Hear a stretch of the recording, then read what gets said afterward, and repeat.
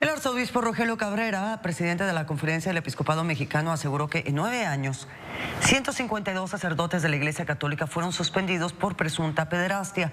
Y para hablarnos más sobre esto, nos da mucho gusto saludar a Roberto Blancarte, colaborador de Milenio. ¿Cómo está? Muy buenas tardes. Buenas tardes, muy bien, gracias. Pues polémicas estas declaraciones que hace justamente el Episcopado Mexicano, donde se reconoce que al menos en los últimos 9 años sí han sido separados sacerdotes a causa de presunta pederastia. Dicen que unos ya fueron enviados a prisión y que ya purgaron la condena, y otros que pues deberían de ser enviados justamente de estar tras las rejas. Así es. No queda muy claro si, digamos, esta puesta, si todos los sacerdotes implicados fueron puestos a disposición de las autoridades civiles, o si qué tipo de condenas cumplieron. Como que podría ser, digamos, la manera como lo expresaron pudiera incluso plantearse como una especie de condena dentro de la propia iglesia, como un castigo interno, más que un castigo a través, digamos, de las autoridades civiles, ¿no? De todas maneras, bueno, eso plantea muchísimos cuestionamientos, muchísimos problemas que se han venido ventilando últimamente y que se van a ventilar en la próxima reunión del 20 al 24 de febrero, que va a tener lugar en el Vaticano, con la presencia de los presidentes de las conferencias episcopales de todo el mundo, para tratar de avanzar un poco en la resolución de ese problema. De alguna manera, estas declaraciones son una especie de adelanto de lo que el episcopado católico mexicano pretende haber hecho en ese sentido. Ya mencionaba sobre esta reunión que se va a realizar en el Vaticano del 21 al 24 de febrero. Ahora también, considerando que México es el segundo país más católico en el mundo después de Brasil, sin lugar a dudas, este destape que se ha dado a conocer por parte del episcopado de la existencia de estos sacerdotes presuntamente pederastas, pues claro que siembra la fe del mexicano en este país, que es casi en su mayoría católico. Sí, bueno, yo siempre hago esta pequeña aclaración, porque es cierto que somos el segundo país con más católicos en el mundo, no el segundo país más católico. Bueno. Porque si fuéramos el segundo país más católico, probablemente habría menos violencia, ¿no? Sí. Probablemente habría menos robos, probablemente habría menos homicidios.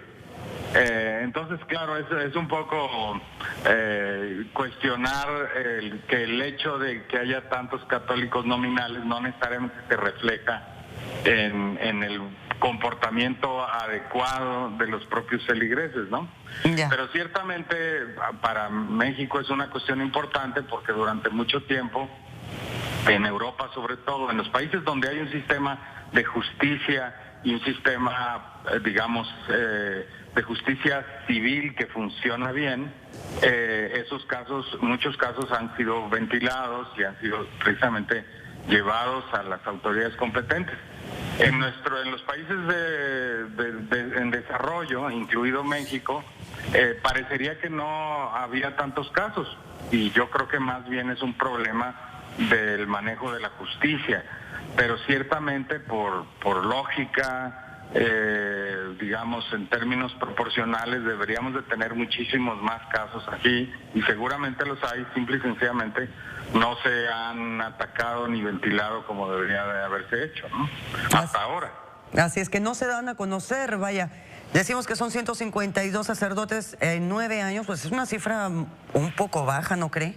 Yo creo que es una cifra baja respecto a la cifra real de actos de pederastia que hay y ha habido en este país por parte de la Iglesia, porque ciertamente la pederastia no es un problema exclusivo de la Iglesia, pero el problema de que suceda dentro de la Iglesia es digamos, mucho más indignante el hecho de que personas supuestamente ligadas a valores religiosos, a valores tradicionales, y que deberían de tener un comportamiento mucho más ético y mucho más ejemplar, pues no lo tienen, ¿no? Entonces es mucho más, digamos, indignante ese tipo de actos dentro de la propia iglesia, ¿no? Y ha sido indignante durante muchas décadas que la propia institución cubrió muchos de esos casos en lugar de atacar a fondo el problema, ¿no?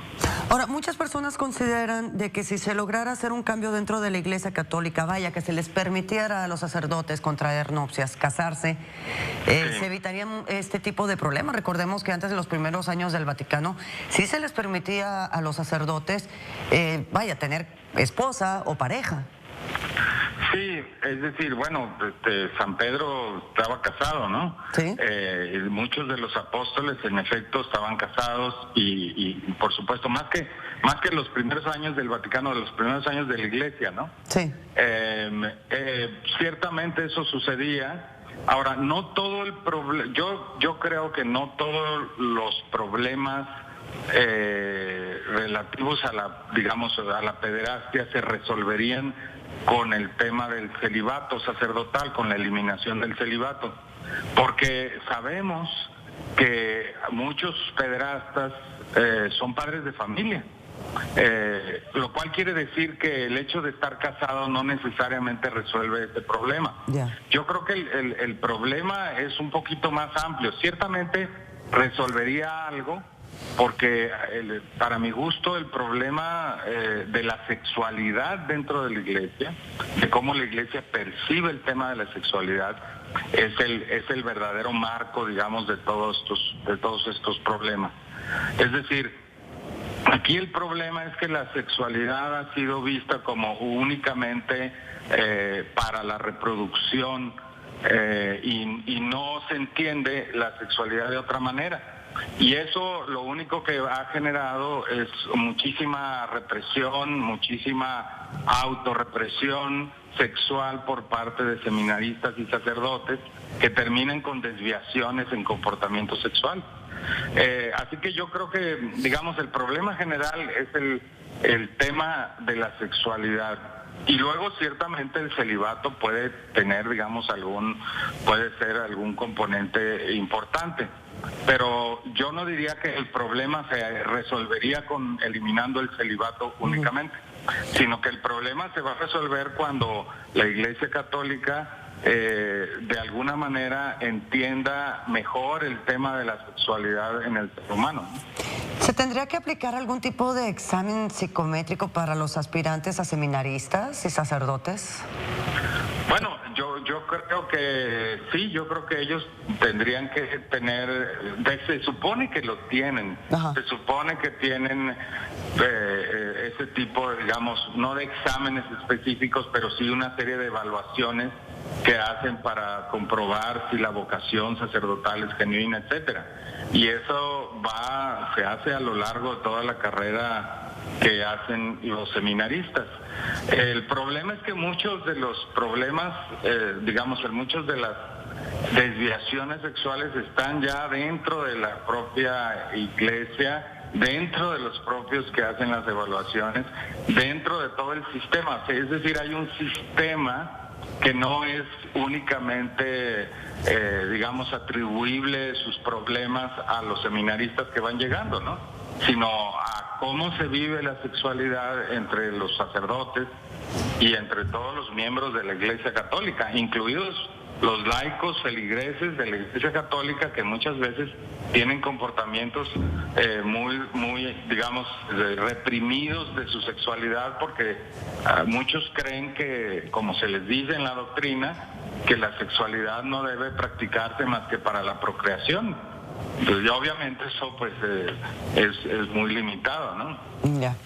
Muy bien, Roberto Blancarte, muchísimas gracias por esta opinión y vamos a estar al pendiente también del resultado que va a tener el arzobispo mexicano en esta reunión que se va a realizar en el Vaticano. Muchísimas gracias. Al contrario, gracias a ustedes. Gracias, buen día, Roberto Blancarte, colaborador de Milenio.